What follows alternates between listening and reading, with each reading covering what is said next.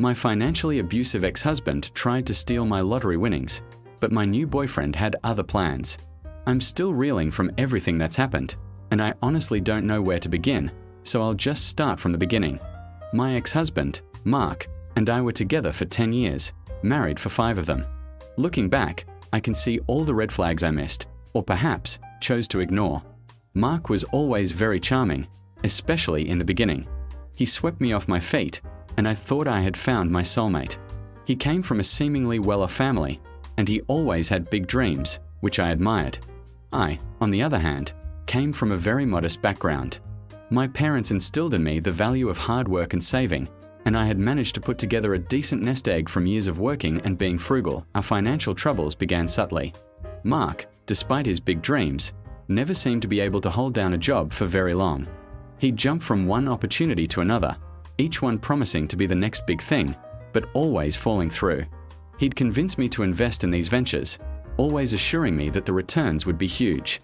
My savings slowly dwindled. When we got married, he insisted on combining our finances, saying it was what married couples did. I was hesitant, but he wore me down with his persuasive arguments about trust and partnership. He took over managing everything, claiming he was better with numbers. In reality, he was just better at spending, so he started controlling every aspect of my spending. I had to ask for money for groceries, for gas, for even small personal items. He'd scrutinize every receipt, question every purchase. If I dared to buy something for myself, even something small like a new shirt, he'd accuse me of being frivolous and not caring about our financial future. Meanwhile, he was buying expensive gadgets, going out with his friends, and making investments that never materialized. He told me he was building his business network, and that I needed to trust him, that I felt trapped. My self-esteem plummeted. I was working a full-time job, bringing in a steady income, but I had no access to my own money. He had taken out loans in both our names without my full understanding or consent, always presenting the documents as urgent business matters that I just needed to sign. He isolated me from my friends and family, making me feel guilty if I spent time with them instead of focusing on our life together. He'd often tell me that no one understood us like we understood each other, and that my family was too focused on negativity. The breaking point came when I found out he had secretly taken out a second mortgage on our house, a house that my parents had helped me with the down payment for, a fact he always conveniently forgot. He used the money to fund another one of his surefire business ideas, which, predictably, failed spectacularly. We were facing foreclosure, and he just shrugged, saying it was just a setback. I realized then that I couldn't live like this anymore. I was an empty shell of the person I used to be. The divorce was long and brutal. Mark fought me every step of the way, trying to claim everything. He accused me of being financially irresponsible, despite all evidence to the contrary. My lawyer advised me to cut my losses and try to move on. I ended up with very little, essentially starting over. He made sure to drain all the joint accounts, leaving me with almost nothing. The house was foreclosed on, leaving a black mark on my credit, which he conveniently blamed on me. I moved into a small apartment and slowly, painstakingly, began rebuilding my life. The emotional scars, however, were much harder to heal. I felt foolish, ashamed, and deeply hurt.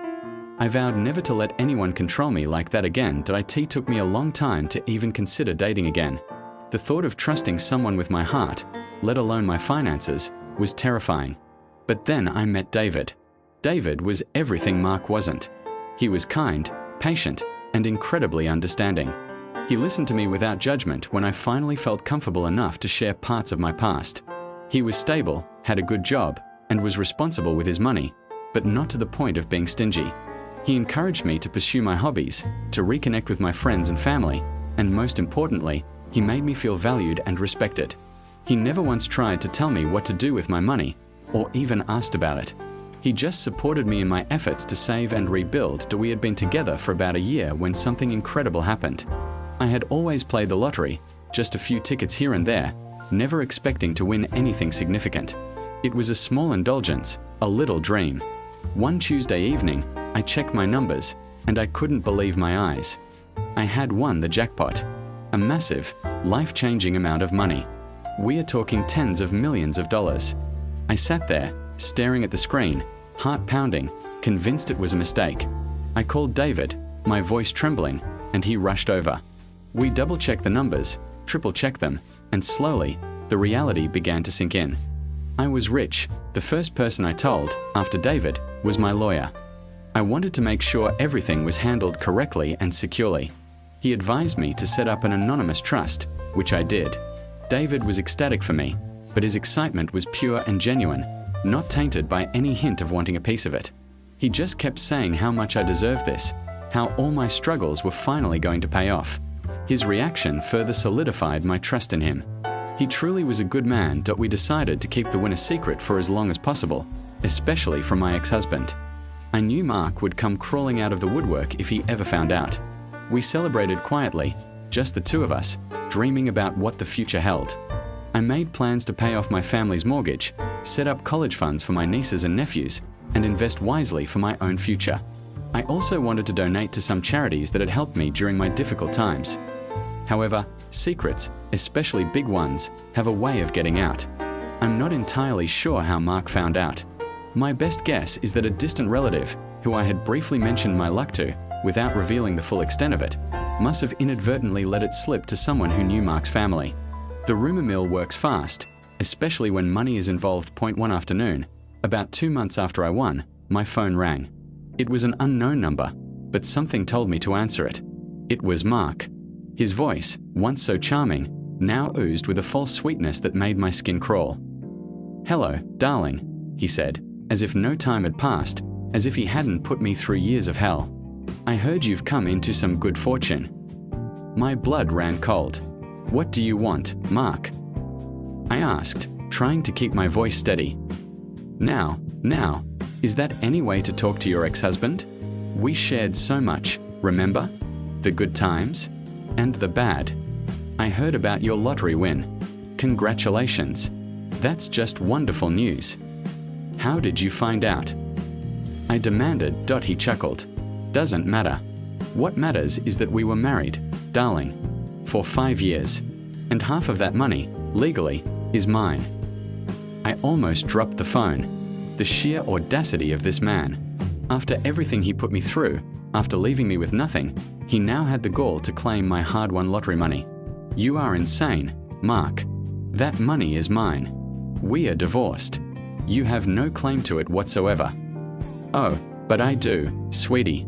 You see, during our marriage, you were always so focused on saving. And I, being the visionary I am, was always looking for ways to grow our wealth. My investments, though they didn't always pan out immediately, laid the groundwork for your financial good fortune. It was a joint effort, a partnership. Think of it as deferred compensation for all my hard work and strategic thinking during our marriage. I couldn't believe what I was hearing. He was trying to gaslight me, to rewrite history, to claim that his financial mismanagement and abuse somehow contributed to my independent lottery win. Your investments almost cost us our home, Mark. They left me with nothing. You drained my savings. You are not getting a dime of my money. We'll see about that, he said, his voice hardening. I have a lawyer, and he agrees with me. We were still legally married for a portion of the time you were playing the lottery, and even if not, my contributions to your financial mindset influenced your eventual success. We are going to sue you for half. And you know how expensive legal battles can be. You'll spend a fortune trying to fight me, even if you win. He was trying to intimidate me, to wear me down, just like he always did. But this time, I wasn't the same vulnerable woman. I had David, and I had a good lawyer. Do what you have to do, Mark. You won't get anything from me. I hung up the phone, my hands shaking with anger and disgust. I immediately called David, who was furious when I told him. He can't do that, can he? He asked, his voice tight with controlled rage. My lawyer says it's an uphill battle for him, but he'll definitely try, I explained. It's going to be a stressful mess. David held me close. We'll fight him, sweetheart. We'll fight him every step of the way. You deserve this, and he won't take it from you. The next few weeks were a whirlwind of legal consultations. Mark's lawyer sent official letters, demanding a settlement. They tried to argue that my lottery tickets were purchased with funds that were commingled during our marriage, or that his financial wisdom somehow contributed to my win. It was ludicrous, but legally, things can get messy. One evening, David was particularly quiet. He had been on his laptop for hours, occasionally muttering to himself. I asked him what he was doing, and he just smiled mysteriously. I'm working on something. A little surprise for Mark. Just trust me. I was worried he was doing something reckless, but David had always been a very level-headed and resourceful person. I decided to trust him. A few days later, David sat me down. Remember all those investments Mark made during your marriage? He asked. How could I forget? I said bitterly, they cost me everything. Well, David continued, it turns out he was a little careless with his paperwork. And some of those investments weren't exactly legitimate. And some of the loans he took out in both your names? They were tied to some very questionable business dealings. I've been doing some digging, and it seems Mark has a bit of a history of shady financial practices. I found some public records, some old business filings, even some complaints from disgruntled investors who were fleeced by his schemes. My jaw dropped. What are you saying? I'm saying Mark isn't just a financially abusive ex-husband. He's potentially a con artist, and a pretty incompetent one at that. Some of the things he did, the way he structured those investments and loans, especially the ones he took out without your full informed consent, are highly illegal. We are talking fraud, potentially even embezzlement. David then showed me a meticulously compiled folder filled with documents, screenshots, and printouts. He had found evidence of shell corporations, dubious partnerships, and financial transactions that looked incredibly suspicious. He even found a few anonymous online forums where people were discussing a Mark S., which was Mark's last initial, who had scammed them out of money. I've already spoken to a few people, discreetly, of course, who were impacted by his schemes, David explained. They're not rich, but they are angry. They were just too intimidated or didn't have the resources to pursue legal action against him. But with your resources now, and with this evidence, we can give them a voice. What's the plan? I asked, my mind racing. This was far more serious than I had imagined. The plan, David said with a glint in his eye, is to give Mark a choice. He can drop his baseless lawsuit against you and disappear, or we go public with all of this. We present this evidence to your lawyer, and if he doesn't back off, we leak it to the appropriate authorities and to the people he scammed. We also make sure the media gets wind of it, especially if he tries to make a big public spectacle out of suing you for lottery winnings. Imagine the headlines: lottery winner's ex-husband, a known con artist, tries to claim her fortune. His family, who I've also looked into, are quite prominent in the community. They wouldn't want that kind of scandal. It was brilliant, and a little terrifying. But after years of being under Mark's thumb, the idea of turning the tables on him, of exposing his true nature, was incredibly empowering. My lawyer, after reviewing David's findings, was cautiously optimistic. This definitely changes the game, he admitted. It gives us significant leverage. We can offer his lawyer a settlement, a signed agreement that he drops all claims against you, forever, in exchange for us not pursuing these other avenues. The next few days were tense. My lawyer sent a heavily worded letter to Mark's legal team, detailing the evidence David had uncovered and subtly hinting at the potential consequences if they pursued the lottery claim. The letter didn't explicitly accuse Mark of anything, but it laid out enough damning information to make it clear what we knew. Mark's lawyer initially scoffed, but then David, with my lawyer's permission, discreetly sent a small, carefully curated sample of his evidence to Mark's legal team.